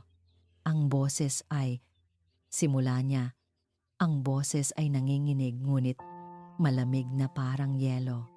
Lahat ba ng pag-uusap natin? Lahat ng mga ngiti mo, ang lahat ba yon ay isang malaking laro lang para sa'yo? Lisa, hindi. Pakinggan mo ako. Pagmamakaawa ni Sinag. Hindi niya pinakinggan. Itinaas niya ang kanyang kamay. At isang malutong na sampal ang dumapo sa pisngi ni Sinag. Umalingaw-ngaw sa katahimikan ng buong plaza. Isang butil ng luha ang pumatak mula sa mata ni Dalisay. Ang unang at huling luhang ipinakita niya sa harap ng lahat. "Huwag mo nang babanggitin ulit ang pangalan ko," sabi niya. Bawat salita ay puno ng lason. Pagkatapos ay tumalikod siya at naglakad paalis. Palayo kay Sinag, palayo sa mga tao, palayo sa pagkawasak ng kanyang puso. Naiwan si Sinag na nakatayo roon. Ang pisngi ay namamanhid, ngunit ang puso ay durog na durog. Sa harap ng buong baryo, sa ilalim ng tingin ni Mahalina, naramdaman niya ang tunay na kahulugan ng pagkawala ng lahat. Ang sampal ni Dalisay ay hindi lang isang pisikal na sakit. Ito ay isang hatol, isang malinaw na mensahe na ang tulay sa pagitan nilang dalawa ay gumuho na at nasusunog. Naiwan si Sinag na nakatayo sa gitna ng plaza, nag-iisa. Matapos umalis ni Dalisay, isa-isang tumalikod ang mga taga-baryo. Ang dating mainit na pagtanggap ay napalitan ng malamig na pagwawalang bahala. Ang mga bulungan ay parang mga bubuyog na umuugong sa kanyang paligid. Manloloko, espiya, walang puso, si Mahalina na lang ang natira. Kasama ang kanyang mga tauhan. Lumapit ito sa kanya. Isang mapang-asar na ngiti ang nasa labi. Well, that was dramatic. Akala ko sa mga pelikula lang nangyayari yan. Hindi kumibo si Sinag. Nakatingin lang siya sa daan kung saan nawala si Dalisay. See? I told you. Pagpapatuloy ni Mahalina, ang boses ay parang lason. Sa huli, pera at kapangyarihan pa rin ang nananalo. Yang mga pinaniniwalaan mong tunay na pag-ibig at katapatan, mga pangarap lang yan ng mga taong walang pera. Now, be a good boy. Bumalik ka na sa Maynila at tulungan mo akong tapusin ang deal na ito. Sa wakas, gumalaw si Sinag. Dahan-dahan niyang iniharap ang kanyang mukha kay Mahalina. Ang kanyang mga mata ay walang emosyon, ngunit sa likod nito ay isang nagbabagang galit. "Tapos na tayo, Mahalina," sabi niya. Ang boses ay malamig at matigas. "Get out of my sight." Nagulat si Mahalina sa tono niya. "What did you say to me?" Sabi ko. "Umalis ka na." Pag-uulit ni Sinag. "This is not over." Tumawa si Mahalina. "Oh, Sinag, you lost. It's over." Tumalikod ito at sumakay sa kanyang sasakyan. Iniwan si Sinag sa gitna ng kanyang pagkawasak. Walang pag-aalinlangan. Naglakad si Sinag patungo sa bahay ni Dalisay. Bawat hakbang ay mabigat. Kailangan niyang magpaliwanag. Kailangan niyang subukan. Kahit alam niyang halos imposible na, kumatok siya sa pinto. Walang sumasagot. "Liza, please," sabi niya. Inilapat ang kanyang noo sa kahoy na pinto. "Parang awa mo na. Kausapin mo ako. Hayaan mo akong magpaliwanag." Katahimikan. "Hindi ko intensyon na saktan ka. Lahat ng naramdaman ko para sa'yo. Lahat yun totoo. Maniwala ka sana." Ang kanyang boses ay basag. Ang makapangyarihang CEO ay nagmamakaawa ngayon sa likod ng isang saradong pinto. Sa loob ng bahay, nakatayo si Dalisay sa likod ng pinto. Ang mga kamay ay nakatakip sa kanyang bibig upang pigilan ang paghikbi. Bawat salita ni Sinag ay parang mga patalim na tumatarak sa kanyang puso. Gusto niyang maniwala. Isang bahagi sa kanya ang gustong buksan ang pinto at yakapin siya. Ngunit ang isang mas malaking bahagi ay puno ng sakit at takot. Muling bumalik sa kanyang alaala ang imahe ng kanyang ama noong gabi bago ito umalis. Nagmamakaawa rin ito sa kanyang ina. Nangangako na aayusin ang lahat. Ngunit kinabukasan, wala na ito.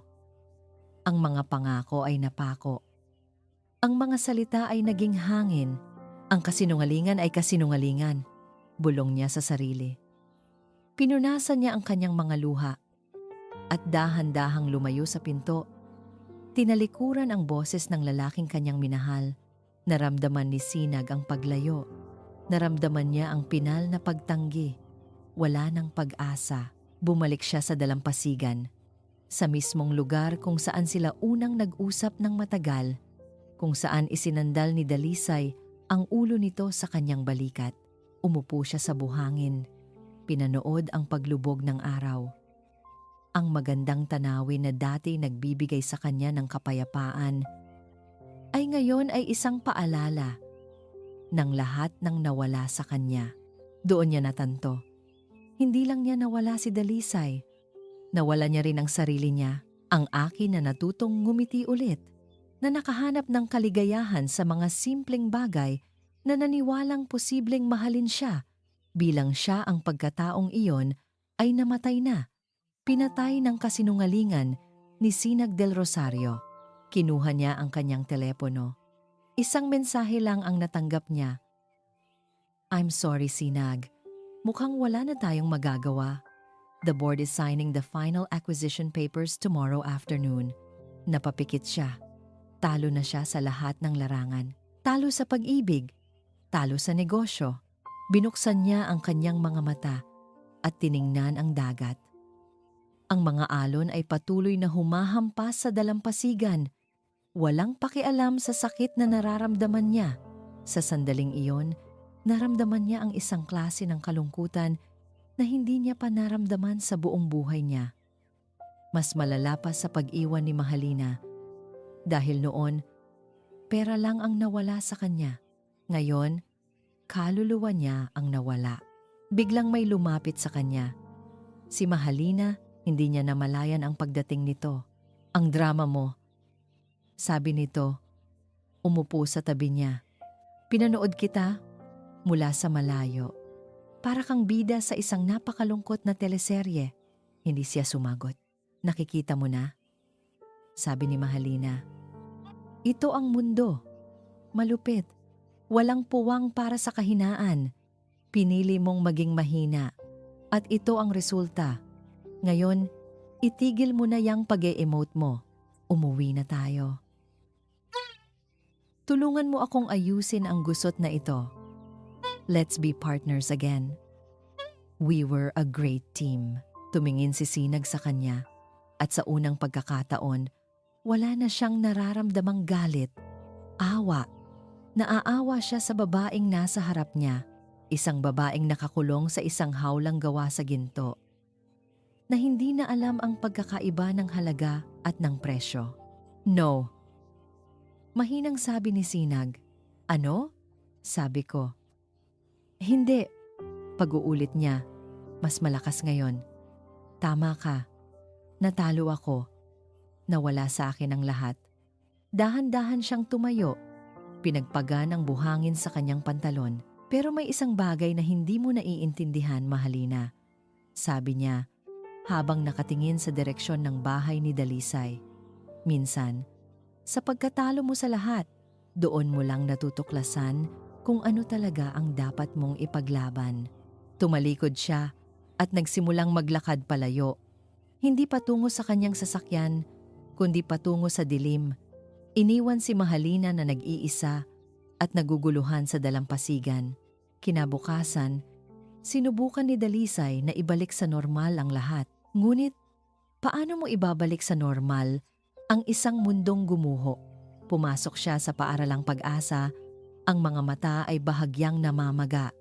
Sinalubong siya ng mga kapwa-guro at mga magulang na may mga tinging puno ng awa at suporta. Walang nagbanggit sa pangalan ni Aki o ni Sinag. Alam nilang lahat na si Dalisay ang pinakamatinding nasaktan. Anong gagawin natin, Liza? Tanong ng isang nanay. Bukas na raw pipirmahan ang kontrata. Humugot ng malalim na hininga si Dalisay. Itinabi niya ang sariling sakit. Hindi ito ang oras para maging mahina. Kailangan siya ng kanyang komunidad. Kailangan siya ng kanyang mga estudyante.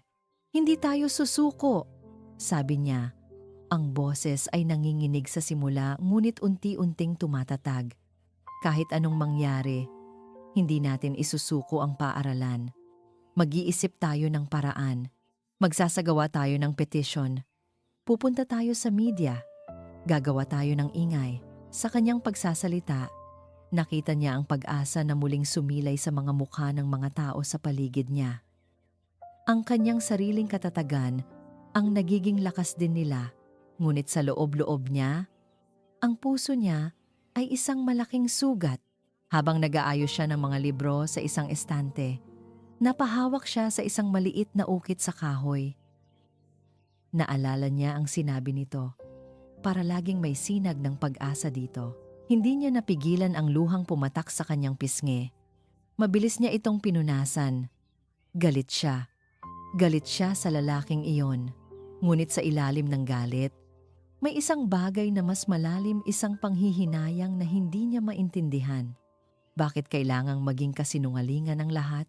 Samantala, si Sinag ay nagkulong sa kanyang maliit na silid sa likod ng karinderya. Hindi siya kumain. Hindi siya natulog. Nag-isip lang siya. Inisip niya ang buhay niya sa syudad, ang mga meeting, ang mga party, ang mga peking ngiti. At inisip niya ang buhay niya sa baryo Amihan. Ang pagod sa katawan, ang tunog ng mga alon, ang tawa ng mga bata, at ang ngiti ni Dalisay. Nang gabing iyon, sa gitna ng kanyang paghihirap, isang bagay ang naging malinaw sa kanya. Ang pagtakas niya ay isang pagkakamali. Ang pagpapanggap niya ay isang pagkakamali. Ngunit ang naramdaman niya sa baryong ito, ang pagmamahal niya para kay Dalisay, iyon ang pinakatotoong bagay na nangyari sa kanya. Hindi na siya si Aki na nagtatago. Hindi na rin siya si Sinag na duwag. Kailangan niyang harapin ang kanyang mga pagkakamali. Kailangan niyang harapin kung sino talaga siya, si Sinag del Rosario, ang CEO na may responsibilidad hindi lang sa kanyang kumpanya. Kinuha niya ang kanyang telepono at tinawagan si Bayan. Sa pagkakataong ito, ang boses niya ay hindi na basag o galit. Ito ay kalmado, puno ng determinasyon. Bayan, sabi niya. Sinag, nasaan ka? Ayos ka lang ba? Nag-aalalang tanong ng kaibigan. Ayos lang ako. Makinig ka sa akin, sabi ni Sinag. Kailangan kong humingi ng pabor. Isang malaking pabor. Kahit ano, sabihin mo lang. Magpatawag ka ng isang emergency board meeting bukas. Bago ang nakatakdang pirmahan. I want everyone there. Lalo na si Mahalina. Sabihin mong, may mahalaga akong anunsyo tungkol sa Amihan Project. Pero Sinag, anong gagawin mo? Wala ka sa posisyon para utusan sila ngayon. Alam ko, sabi ni Sinag. Pero may isang bagay akong hawak na wala sila. Ano yun? Ang katotohanan, simpleng sagot ni Sinag. Maghanda ka ngang private jet. Lilipad ako pabalik ngang Maynila. Ngayon din, bago ibaba ang tawag, huminga siya ng malalim. Bayan, salamat. Pagkatapos ng tawag, inayos ni Sinag ang kanyang mga gamit. Kinuha niya ang susi ng lumang pick-up truck. Ngunit bago umalis, sumulat siya sa isang maliit na piraso ng papel. Inilagay niya ito sa ilalim ng pinto ng bahay ni Dalisay. Alam na marahil ay hindi nito babasahin, ngunit kailangan niyang gawin. Nang umagang-umaga, nagising si Dalisay sa ingay ng mga nag-uusap sa labas. Umalis na raw si Aki, sabi ng isang kapitbahay. Nakita ni Mang Cardo ang pick-up niya paalis kaninang madaling araw. Napatigil si Dalisay. Umalis na siya. Ganoon na lang, tumakas na naman. Isang pamilyar na kirot ang kanyang naramdaman. Ngunit nang buksan niya ang pinto, may nakita siyang isang nakatuping papel sa sahig. Kinuha niya ito, nag-aalinlangan. Sa huli, binuksan niya rin. Isang maikling sulat lang iyon. Sa isang sulat kamay na halatang pinaghirapan. Lisa, aalis ako, pero hindi para tumakas. Aalis ako para harapin ang lahat, patawad. Hindi niya alam kung ano ang iisipin. Maya-maya, dumating si Kapitan Romy. Hingal na hingal. Lisa, may tawag mula sa Maynila. Mula sa opisina ng Del Rosario Holdings. Pinapatawag daw tayo. Isang huling pagdinig daw bago ang pirmahan. Gusto nilang marinig ang panig natin. Nagulat si Dalisay. Bakit biglang nagbago ang ihip ng hangin? Sino ang nagpatawag? Tanong niya. Hindi ko alam, sabi ng kapitan. Pero sinabi nila na kung gusto nating iligtas ang ating baryo, ito na ang huli nating pagkakataon. Kailangan nating pumunta sa Maynila. Ngayon na, tiningnan ni Dalisay ang sulat sa kanyang kamay. Pagkatapos ay tumingin sa malayo, sa daan kung saan huling nakita ang sasakyan ni Sinag. Ang kanyang puso ay nagtatalo sa pagitan ng galit at isang maliit na sinag ng pag-asa. Hindi niya alam kung ano ang naghihintay sa kanila sa Maynila. Ngunit isang bagay ang sigurado siya. Kung ito na ang huling laban, haharapin niya ito. Hindi para kay Sinag, kundi para sa kanyang tahanan, para sa paaralang pag-asa. Sige po, Kapitan, sabi niya. Ang boses ay puno ng bagong determinasyon. Sabihin ninyo, darating kami. Ang conference room ng Del Rosario Holdings ay malamig at tahimik. Isang malaking kaibahan sa maingay at mainit na baryo amihan. Nakaupo si Dalisay at si Kapitan Romy sa isang mahabang mesa na gawa sa mahogany. Kaharap ang isang hanay ng mga lalaki at babaeng nakasuot ng mamahaling damit. Ang kanilang mga mukha ay seryoso at walang emosyon. Sila ang Board of Directors. Sa dulo ng mesa, nakaupo si Mahalina, ang mukha ay naglalarawan ng kumpiyansa at tagumpay. Para siyang isang reyna sa kanyang trono. Naramdaman ni Dalisay ang panliliit. Ang simpleng bestida na suot niya ay parang basahan kumpara sa kanilang mga kasuotan. Ngunit hinawakan niya ang kamay ni Kapitan Romy sa ilalim ng mesa. Humugot ng lakas mula rito. As you can see, panimula ni Mahalina, itinuturo ang isang presentasyon sa isang malaking screen. The Amihan Project will bring unprecedented growth to the region. We are talking about a multi-billion peso investment, thousands of jobs. Nagpatuloy si Mahalina sa pagsasalita, gumagamit ng mga numero at chart para patunayan ang kanyang punto. Ang bawat salita niya ay dinisenyo para ipakita na ang pagtutol ng mga taga-baryo ay isang maliit na abala lamang sa isang napakagandang plano. Nang matapos siya, isa sa mga board member ang tumingin sa kanila. Mayroon ba kayong nais sabihin, Miss Mabini? Ang tono nito ay parang isang formalidad na lamang. Tumayo si Dalisay. Ang kanyang mga tuhod ay nanginginig. Ngunit ang kanyang boses ay buo nang magsalita siya. Ginoo, ginang. Simula niya. Hindi po namin matutumbasan ang inyong mga numero at chart. Ang tanging maiaalok po namin ay ang aming kwento. Ikinuwento niya ang buhay sa Baryo Amihan. Ang pagiging simpleng nito, ang pagkakaisa. Ikinuwento niya ang tungkol sa paaralang pag-asa, kung paano ito itinayo mula sa pinaghirapan ng kanilang mga ninuno. Hindi siya nagsalita ng may galit, kundi ng may pagmamahal. Ang tinatawag ninyong unprecedented growth ay katapusan naman ng aming pagkakakilanlan. Pagtatapos niya, ang inyong resort ay itatayo sa ibabaw ng mga pangarap ng aming mga anak. Kaya't nakikiusap po kami. Huwag po ninyong ituloy. Ilang sandali ng katahimikan. Ilan sa mga board members ay tila natinag. Ngunit ang karamihan ay nanatiling hindi matinag. Ngumisi si Mahalina. Isang napakagandang talumpati, Miss Mabini. Puno ng damdamin. Ngunit ang negosyo ay hindi pinapatakbo ng damdamin.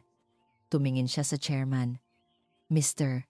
Chairman, I believe we are ready to vote. Mukhang tapos na ang lahat. Natalo na sila. Inihanda na ni Dalisay ang sarili para sa pagkadismaya. Ngunit biglang bumukas ang malaking pinto ng conference room. Lahat ay napalingon. At mula roon, pumasok si Sinag. Hindi siya si Aki na may balbas at bigote. Hindi rin siya ang Sinag na tila nawawala sa sarili. Ang pumasok ay si Sinag del Rosario, ang CEO, nakasuot ng isang perpektong itim na suit. Ang buhok ay maayos na nakasuklay. At ang kanyang tindig ay puno ng awtoridad na matagal nang nawala. Natigilan si Dalisay. Ang puso niya ay nagsimulang kumabog ng mabilis. Ang lahat sa silid ay nagulat.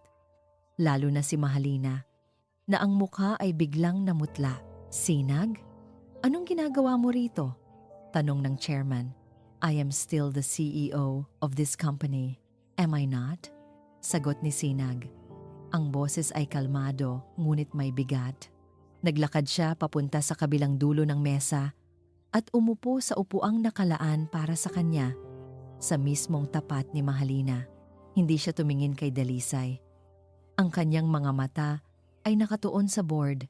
I apologize for my sudden return, sabi niya. And I apologize for my long absence. An absence that allowed this misguided project to prosper. Misguided? Galit na sabi ni Mahalina. Ito ang pinakamalaking deal ng kumpanya sa loob ng 5 taon. Is it, Mahalina? Tanong ni Sinag. Tinitigan ito ng diretsyo. O ito ang pinakamalaking panganib? Bago tayo bumoto, may ilang bagay lang akong gustong linawin. Hindi siya gumamit ng emosyon, tulad ng ginawa ni Dalisay. Ginamit niya ang kanilang sariling lengguwahe, ang lengguwahe ng negosyo. Una, ang environmental impact assessment para sa proyektong ito ay minadali. May posibilidad na makasuhan tayo ng paglabag sa environmental laws.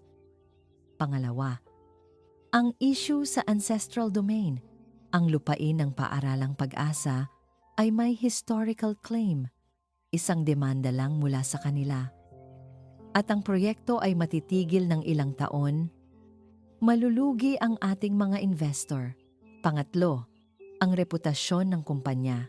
Sa panahon ngayon ng social media, isang kwento lang ng pang-aapi sa isang maliit na komunidad ay sapat na para sirain ang pangalan na iningatan ng pamilya ko sa loob ng 50 taon.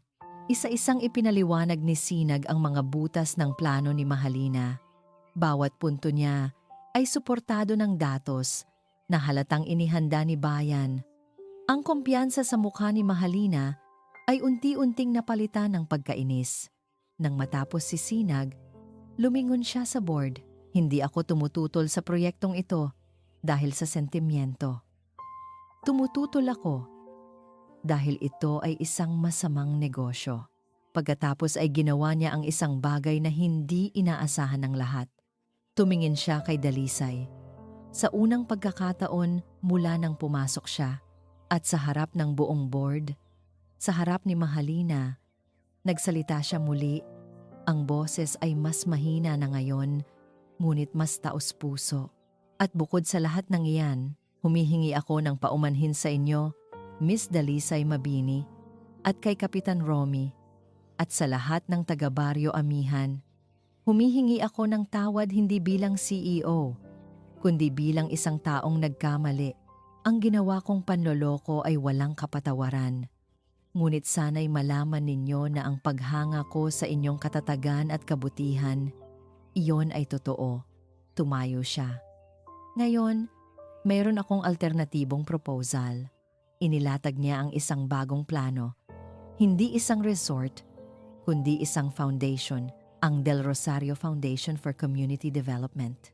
Ang unang proyekto, ang pag-upgrade at pag-expand sa paaralang Pag-asa at ang pagsuporta sa sustainable ecotourism sa Baryo Amihan na ang mga residente mismo ang mamamahala at makikinabang. Ito, sabi ni Sinag, ay isang mas magandang investment. Isang investment sa mga tao. Natahimik ang buong silid. Si Dalisay ay hindi makapaniwala sa kanyang naririnig. Kalokohan! Sigaw ni Mahalina. Oh, they will. Kalmadong sabi ni Sinag. Because I already talked to them. At ang kalahati ng pondo para sa foundation na ito ay manggagaling sa sarili kong bulsa. Iyon na ang huling dagok, tumingin ang chairman sa paligid. Okay, I think we have heard enough. It's time to vote. All in favor of the original Amihan Resort Project. Ilang kamay lang ang tumaas, kasama na ang kay Mahalina. All in favor of the alternative proposal by Mr. Del Rosario. Halos lahat ng natitirang kamay ay tumaas. Dahan-dahan. Tapos na ang laban. Panalo sila. Napatayo si Mahalina, hindi makapaniwala. Tiningnan niya si Sinag na may matinding galit. Pagkatapos ay kinuha niya ang kanyang mga gamit at mabilis na lumabas ng silid ng walang paalam. Nakahinga ng maluwag si Kapitan Romy at niyakap si Dalisay. Ngunit si Dalisay ay hindi makagalaw. Nakatingin lang siya kay Sinag na ngayon ay nakatingin din sa kanya. Walang ngiti sa mukha ni Sinag. Isang tingin lang ng pagod, pagsisisi, at isang tahimik na pamamaalam. Pagkatapos ay tumango siya ng bahagya sa kanila, tumalikod, at nagsimulang maglakad palabas ng silid sa ibang direksyon mula sa pinuntahan ni Mahalina. Ang balita ng kanilang pagkapanalo ay kumalat sa Baryo Amihan na parang apoy. Sinalubong sina Dalisay at Kapitan Romy ng isang masayang selebrasyon. May tugtugan, sayawan, at pasasalamat sa kauna-unahang pagkakataon sa loob ng maraming linggo. Ang baryo ay muling napuno ng tawa, sa halip na takot. Ngunit sa gitna ng kasayahan, si Dalisay ay tahimik. Nakaupo siya sa isang tabi, hawak ang isang baso ng palamig. Ang isip ay lumilipad pabalik sa malamig na conference room sa Maynila. Ang imahe ni Sinag ang kanyang pagtayo para sa kanila, ang kanyang taus-pusong paghingi ng tawad, at ang malungkot na pamamaalam sa kanyang mga mata ay hindi maalis sa kanyang isipan. Iniligtas niya sila, ngunit hindi ito masayang wakas na tulad ng sa mga kwentong binabasa niya sa kanyang mga estudyante. Ito ay komplikado, magulo. Kinabukasan, isang bagong balita ang dumating. Nag-resign daw si Sinag Del Rosario bilang CEO ng kanilang kumpanya. Ipinasa niya ang posisyon sa kanyang pinagkakatiwalaang kaibigan, si Bayan Alcantara. Siya naman daw ay personal na mamamahala sa bagong tatag na foundation. Ilang linggo ang lumipas, at ang mga pangako ni Sinag ay nagsimulang magkatotoo. Dumating ang mga inhinyero at arkitekto para simulan ang plano ng pag-upgrade sa paaralang Pag-asa. Dumating ang mga materyales para sa pag-aayos. Ngunit si Sinag mismo ay hindi nagpakita. Ang lahat ay idinadaan niya sa kanyang mga tauhan. Tila tinutupad niya ang kanyang tahimik na pangako na bigyan si Dalisay ng espasyo. Isang hapon, habang pinapanood ni Dalisay ang mga trabahador na nagsisimulang magtayo ng pundasyon para sa isang bagong silid-aklatan, Nilapitan siya ng kanyang ina. Matagal na itong nakatingin sa kanya. "Anak," sabi nito. Ang boses ay mahinahon. "Galit ka pa ba sa kanya?" Napabuntong hininga si Dalisay. "Hindi ko po alam, Nay. Naguguluhan po ako. Niloko niya ako. Pero iniligtas din niya tayo. Ang mga tao ay nagkakamali," sabi ng kanyang ina. "Ang tatay mo, nagkamali siya at hindi na siya bumalik para itama yon. Pero ang binatang ito, bumalik siya. Hinarap niya ang lahat. Siguro yun ang pagkakaiba." Hinawakan nito ang kamay ni Dalisay. "Ang pagpapatawad, anak, ay hindi mo ginagawa para sa kanila. Ginagawa mo yan para sa sarili mo. Para gumaan ang bigat dyan sa puso mo." Ang mga salita ng kanyang ina ay tumagos sa kanya. Nang gabing iyon, kinuha niyang muli ang kanyang tala-arawan. Binasa niya ang kanyang mga isinulat tungkol kay Aki, ang mahiwagang lalaki. Ang lalaking may malungkot na mga mata. Ang lalaking nagkumpuni ng kanilang bubong. Naalala niya ang mga sandaling magkasama sila. Ang mga pag-uusap, ang mga tawanan. At unti-unti, natanto niya na ang galit na nararamdaman niya ay isang manipis na kumot lamang na bumabalot sa mas malalim na emosyon, ang sakit ng pangungulila. Sa kabilang banda, si Mahalina ay humarap sa sarili niyang bagyo dahil sa pagkabigo ng Amihan Project at sa pag-alis ni Sinag. Nawalan siya ng pabor sa board. Ang kanyang mga foreign investors ay umatras. Ang kanyang reputasyon ay nasira. Sa huli, natagpuan niya ang sarili na mayroon pa ring pera. Ngunit wala ng kapangyarihan sa mundong minsan niyang sinubukang sakupin. Isang araw, bago umalis si Mahalina pabalik sa ibang bansa, nagkita sila ni Sinag sa huling pagkakataon sa isang tahimik na coffee shop. "You won," sabi ni Mahalina. Walang emosyon. "Walang nanalo o natalo dito, Mahalina," sagot ni Sinag. "May mga pagpili lang na ginawa." "Bakit mo ginawa yon, Sinag?" "Isinuko mo ang lahat para sa isang simpleng guro sa probinsya." Ngumiti si Sinag, isang tunay na ngiti. "Hindi. Isinuko ko ang lahat para sa sarili ko. Para mahanap ko ulit ang sarili kong nawala. At sana, mahanap mo rin ang sayo." Tumayo si Sinag at nag-iwan ng sapat na pera sa mesa. "Good luck, Halina." At umalis siya, tuluyan ng isinasara ang kabanata ng kanilang buhay. Lumipas pa ang ilang buwan. Ang paaralang Pag-asa ay nagbago. May bago na itong pintura, mas matibay na bubong, at isang magandang silid-aklatan na puno ng mga bagong libro. Ang Baryo Amihan ay unti-unti ring umuunlad dahil sa mga proyektong panturismo na sinimulan ng foundation, ngunit si Sinag ay hindi pa rin nagpapakita. Isang araw, may dumating na isang package para kay Dalisay.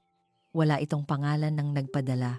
Nang buksan niya ito, ang laman ay isang maliit na supot. Sa loob nito ay isang buto ng isang puno, isang buto ng Nara, ang pambansang puno ng Pilipinas. May kasama itong isang maliit na piraso ng papel. Nakasulat dito, sa pamilyar na sulat kamay, "Para sa mga bagong simula." Napangiti si Dalisay. Isang ngiti na matagal nang hindi nasisilayan sa kanyang mga labi. Alam niya kung kanino galing iyon. Hindi iyon isang sulat ng pag-ibig. Hindi iyon isang pangako. Ito ay isang paanyaya. Isang paanyaya na pareho na silang magsimulang muli. Kahit na magkahiwalay, kumuha siya ng isang maliit na paso, nilagyan ito ng lupa, at maingat na itinanim ang buto. Inilagay niya ito sa bintana ng kanyang silid, kung saan nasisikatan ito ng araw. Habang dinidiligan niya ang maliit na paso, isang desisyon ang nabuo sa kanyang puso. Ang pagpapatawad ay hindi sapat. Ang pag-unawa ay hindi sapat. Minsan, kailangan mong humakbang. Lumipas ang halos 1 taon, ang buto ng Nara na itinanim ni Dalisay ay isa ng maliit na sapling Ang mga dahon nito ay lunti ang sumasayaw sa ihip ng hangin mula sa dagat. Ang paaralang Pag-asa ay masigla at puno ng buhay, at ang Baryo Amihan ay dinarayo na ng mga turistang naghahanap ng tahimik na paraiso. Si Dalisay ay masaya, payapa. Ngunit sa tuwing titingnan niya ang munting puno, may isang bahagi sa kanyang puso ang nagtatanong. Isang araw, kinausap niya si Bayan Alcantara, na paminsan-minsan ay bumibisita sa baryo para tingnan ang mga proyekto ng foundation. "Kumusta na po pala siya?" tanong ni Dalisay. Hindi na kailangang pangalanan kung sino ang tinutukoy. Ngumiti si Bayan. Si Sinag? Ayun, masaya na yata siya sa wakas. Inilaan niya ang oras niya sa pagtulong sa ibang mga komunidad. May bago siyang proyekto ngayon. Isang housing project para sa mga mangingisdang nawalan ng tahanan dahil sa bagyo, doon sa isang maliit na probinsya sa Timog. Ibinigay ni Bayan ang pangalan ng lugar. Isang lugar na hindi pamilyar kay Dalisay. "Gusto mo ba siyang puntahan?" Diretsahang tanong ni Bayan. Nag-alinlangan si Dalisay. "Hindi ko po alam." "Liza," sabi ni Bayan, "lahat tayo ay may karapatan sa pangalawang pagkakataon. Ikaw at lalo na siya." Ang mga salitang iyon ay tumatak sa isip ni Dalisay. Kinagabihan, habang nakatingin sa mga bituin, isang desisyon ang kanyang ginawa. Nag-file siya ng leave of absence sa paaralan sa loob ng 1 linggo. Maingat niyang inilagay ang paso na may sapling ng nara sa isang bayong. Kinabukasan, sumakay siya sa isang bus, bitbit ang isang maliit na bag at ang isang malaking Pag-asa. Ang biyahe ay mahaba at nakakapagod. Ngunit pagdating niya sa maliit na baryo sa Timog, nakaramdam siya ng pamilyar na kapayapaan.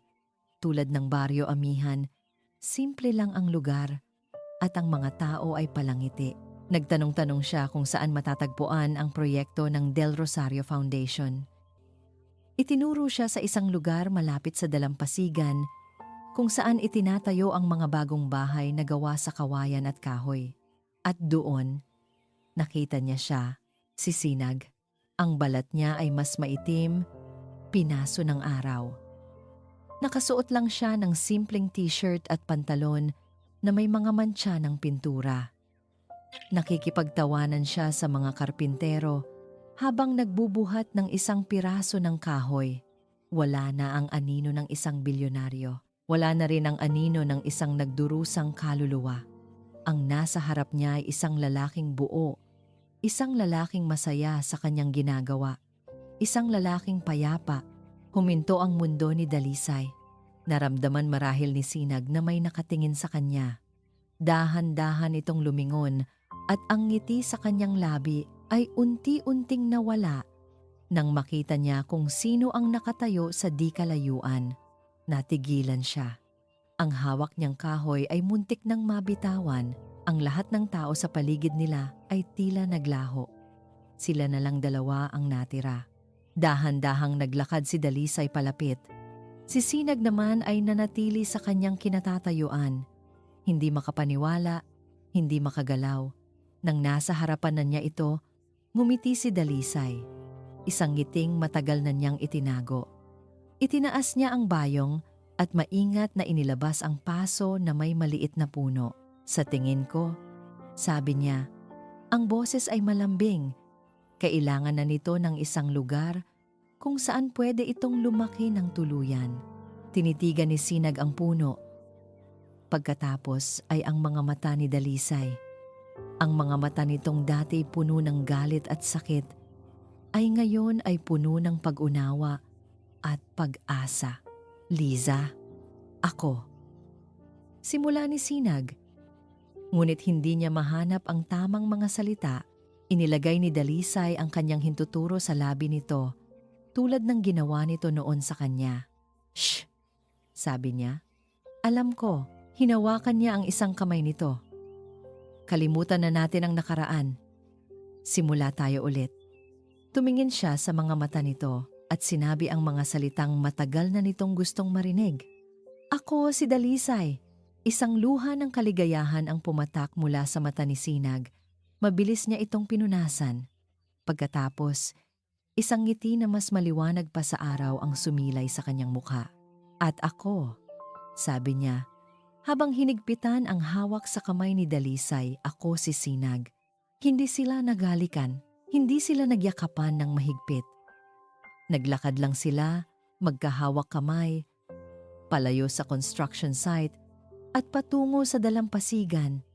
Sa ilalim ng papalubog na araw, humanap sila ng isang perpektong lugar at doon, magkasama nilang itinanim ang munting puno ng nara, isang simbolo ng kanilang mga pagkakamali, ng kanilang pagpapatawad, at ng isang bagong simula na itinayo hindi sa kasinungalingan, kundi sa isang pag-ibig na sinubok ng panahon at pinatatag ng katotohanan. At dito po nagtatapos ang kwento ni Sinag at Dalisay. Isang kwentong nagpapatunay na ang tunay na pag-ibig ay hindi natatagpuan sa pagtatago sa likod ng mga maskara, gaano man ito kakinang. Ito ay natatagpuan sa katapangan na harapin ang ating mga pagkakamali, sa kapakumbabaan na humingi ng tawad, at sa kakayahang magpatawad at magtiwala muli. Ang tunay na yaman ay hindi nasusukat sa pera, kundi sa mga pusong ating pinagaling at sa mga bagong simula na ating itinanim. Maraming salamat po sa inyong walang sawang pagsubaybay sa isa na namang kwentong puno ng aral at damdamin. Sana po ay nasiyahan at naantig kayo sa paglalakbay ni Sinag at Dalisay. Ano po ang masasabi ninyo sa kanilang kwento? Nais po naming marinig ang inyong mga komento. At kung mayroon po kayong gustong marinig na uri ng kwento sa mga susunod nating upload, huwag po kayong mag-atubiling i-comment ito sa ibaba. Kung nagustuhan ninyo ang kwentong ito, huwag po kayong mag-atubiling i-like. I-share ito sa inyong mga kaibigan at pamilya. At syempre, pindutin na rin po ang subscribe button para lagi kayong updated sa mga susunod pa nating kwento. I-click nyo na rin po ang notification bell para kayo ang laging unang makarinig sa aming mga bagong upload. Hanggang sa muli, paalam.